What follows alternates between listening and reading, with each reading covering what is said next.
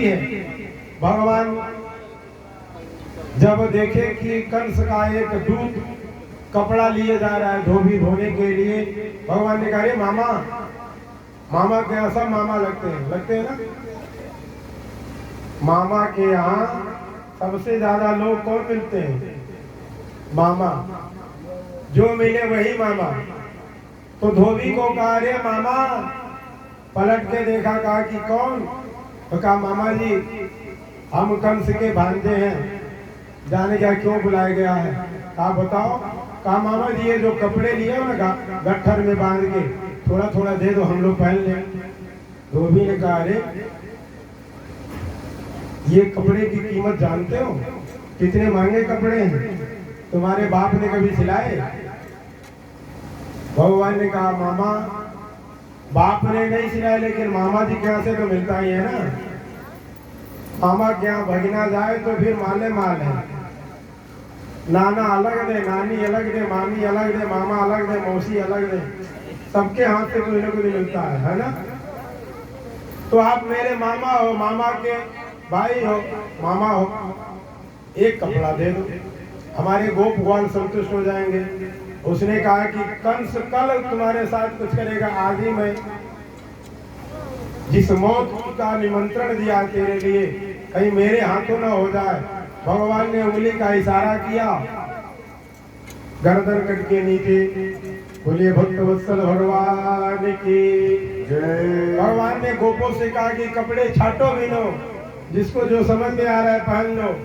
सब पहन लिए तो बड़े बड़े कपड़े, रास्ते में चल रहे हैं तो जैसे झाड़ू लग रहा है, साफ हो रहा रास्ता। एक दर्जी है भगवान का परम भक्त, उसने कहा भगवान इधर आइए हम कपड़े बना दें।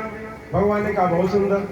तो जैसे जैसे जिसका नाम था कपड़ा सिल दिया, फटाफट कपड़ा सिल गया, गले में माला भी पड़ गया, बहुत सुंदर। अब तनी चंदन लग जाए, बिना चंदन का जिस स्त्री के मस्तक में सिंदूर न हो वो कौन सा सिंदूर, कौन सा होना चाहिए? लाल वाला कि पीला वाला? पीला वाला। जो पति सिंदूर देता है ना वही सिंदूर लगाया जाता है, अपने मन से थोड़े। कभी रोली लगा दो, कभी सिंदूर लगा, कभी चंदन लगा दो, कभी अबीर गुलाल। पति जो सिंदूर देता है वही सिंदूर जो दान में मिलता है, जीवन भर वही सिंदूर हमारे सुहाग की रक्षा करता है। लाल पीला काला थोड़ी, वही पीला वाला सिंदूर जो पति के द्वारा मिला है। गोपों ने कहा कि थोड़ा चंदन लग जाए, बिना चंदन के मस्तक सुना है। हिंदू धर्म में, सनातन धर्म में जिस व्यक्ति के मस्तक में चंदन न हो वो चंडाल के समान होता है। इसीलिए चंदन सबको लगाना चाहिए, चुरकी सबको रखना चाहिए। मोबाइल हो और मोबाइल में एंटीना न पकड़े तो, नेटवर्क न आए तो किसी काम का है? मोबाइल में से नेटवर्क भाग जाए तो क्या करेंगे? छते पर पहुंच जाते हैं, कहीं नहीं आ रहा है। तो जिस व्यक्ति के, जिस हिंदू के चुरकी न हो, जिस औरत के चोटी न हो, आजकल तो सब हिप्पी कटा के चल रहे हैं, न पुरुष कम न महिलाएं कम, सब ब्यूटी पार्लर में ज्यादा से ज्यादा 2-2 घंटा जाके बैठते हैं। हम लोग सुनते हैं, देखते थोड़ी। लोग बताते हैं, किसी के यहाँ लोग शिकायत करते हैं बहू आई है ब्यूटी पार्लर गई है, सुनने में आता है तो हकीकत है, तभी तो सुनते हैं। तो जिस हिंदू के चुरकी न हो और जिस औरत के चोटी न हो वो बेकार है। फिर वो कहते हैं चंदन लगाए, कैसे? तो एक टेढ़ी टांग वाली, टेढ़ा मेढ़ा शरीर है, बड़ी सुंदर दिखने में लग रही है, चंदन लेकर के जा रही थी। भगवान ने कहा अरे देवी जी, पलट के देखी,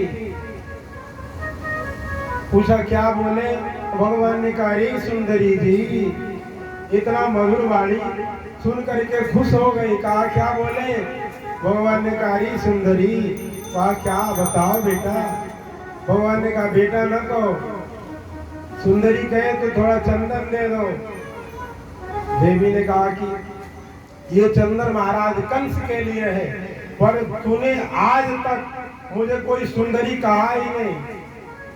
चेहरा अच्छा है, चाल ढाल, शरीर का बनावट अच्छा नहीं, किसी ने कहा ही नहीं। तूने सुंदरी कहा है तो सबसे पहले चंदन तुझे लगाऊंगी। भगवान को लगाया, सारे गोपों को लगाया। भगवान ने कहा इधर आओ।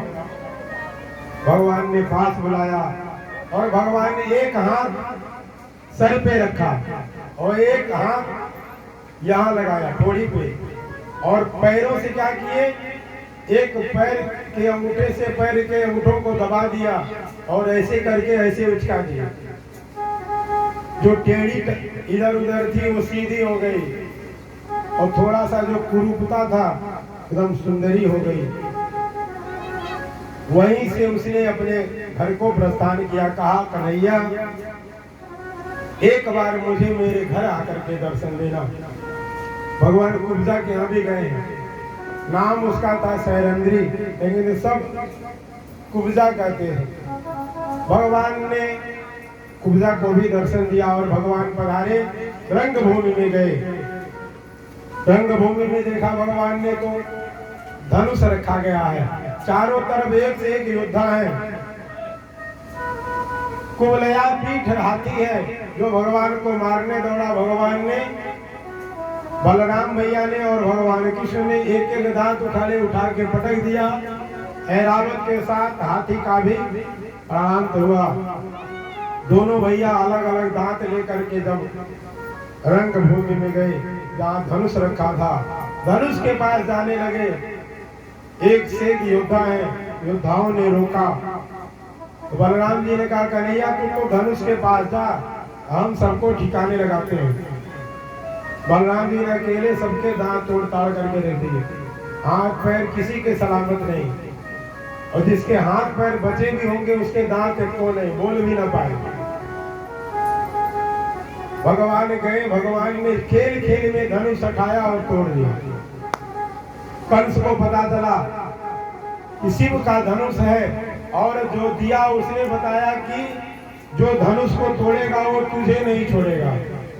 कंस को डर लगा। कंस के बहुत सारे और पहलवान हैं, सबको बुलाया। मुष्टि के चारों से भगवान भिड़ गए। बलराम जी ने और भगवान कृष्ण ने दोनों को परास्त किया, मार करके समाप्त कर दिया। भगवान ने छलांग लगाई, ऊंचे बैठे हुए कंस के पास गए। होता तो पटक देते, तो कलश में पटक दो। भगवान दौड़े गए और दौड़ करके ऊंची अटारी पर पहुंच गए। कंस को पकड़ा, कंस के बाल को पकड़ लिया भगवान ने। कंधे को, बाल को इसलिए पकड़ा कि कंस ने देवकी के बाल को पकड़ा था। स्त्री का सबसे नाजुक जगह कौन सा है? जहाँ चोटी, चोटी को पकड़ लेना स्त्री के लिए सबसे बड़ा। ये पकड़ा जाए बाल तो स्त्री कुछ नहीं कर सकती, कितनी भी बलशाली क्यों न हो। और स्त्री का अपमान कैसे होता है? चोटी पकड़ लिया जाए स्त्री का और ब्राह्मण का चुड़की पकड़ लिया जाए, सबसे बड़ा अपमान है। भगवान ने आज याद दिलाया, कंस तूने अपनी बहन मेरी माँ के बालों को पकड़ा था, आज समझ कि बाल पकड़ने पे दर्द कितना होता है। भगवान ने बाल पकड़ करके और धक्का दिया, कंस नीचे गिरा। कंस के ऊपर भगवान स्वयं कूद गए, छाती पर भगवान कूदे और कूदते ही भगवान के कंस का प्राणांत हो गया। कंस बेचारा मरा, देवता खुश हुए। देवताओं ने भगवान के ऊपर फूलों की वर्षा की, सारे मथुरावासी खुश हो गए। उग्रसेन महाराज को मुक्त किया भगवान ने। सबने कहा कि कृष्ण को गद्दी दिया जाए। भगवान ने कहा न, लोग कहेंगे कि कंस को मारने के लिए राज्य का लाभ, राज्य की लोलुपता थी इनको। उग्रसेन को राजा बनाया, भगवान को आतिथ्य दिया, भगवान की दिव्य आरती उतारी गई। बाड़ी को विश्राम करते हुए आइए हम लोग भी भगवान की दिव्य आरती करते हैं।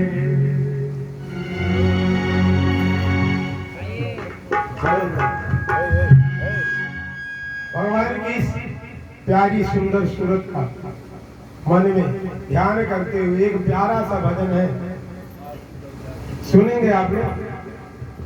हेलो हेलो तेरी मंद मंद मुस्कुराहट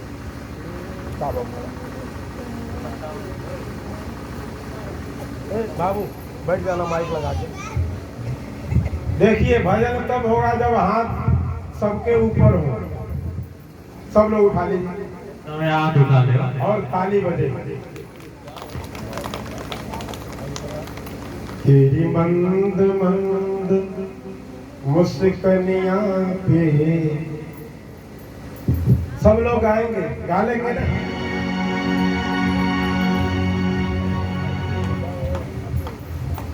आपके नहीं हो बैठी हम गाए तो ताली बाजी फुआ ताली बाजी भजन का लगा दो। बैठ